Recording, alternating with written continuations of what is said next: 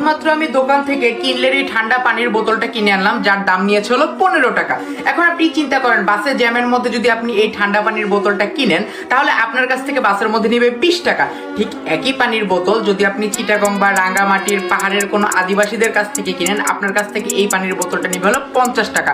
ঠিক একই পানির বোতল যদি আপনি কোনো 5 স্টার রেস্টুরেন্ট থেকে কিনেন, 15 টাকার এই পানির বোতলটার দাম নেবে হলো 200 টাকা। আর যদি আপনি এয়ারপোর্টের অভ্যন্তর থেকে এই পানির বোতলটা কিনেন, আপনার কাছ থেকে নেবে 15 টাকার পানির বোতলটা 300 টাকা।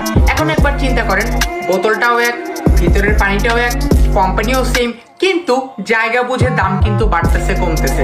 এখন কথা হলো, আপনি যদি কোনো জায়গায় যদি মূল্যহীন হয়ে পড়েন বা আপনাকে যদি কেউ দাম না দেয়, বেশি কিছু করার দরকার নেই, নিজেকে পরিবর্তন করার দরকার নেই, স্থানটা পরিবর্তন করেন, দেখবেন আপনার দামটাও বাড়তেছে কমতেছে। আপনার জায়গা বুঝে দাম। এই দেখেন, এই 15 টাকা পানির বোতল এক এক জায়গায় এক এক দাম। আপনার ক্ষেত্রে হচ্ছে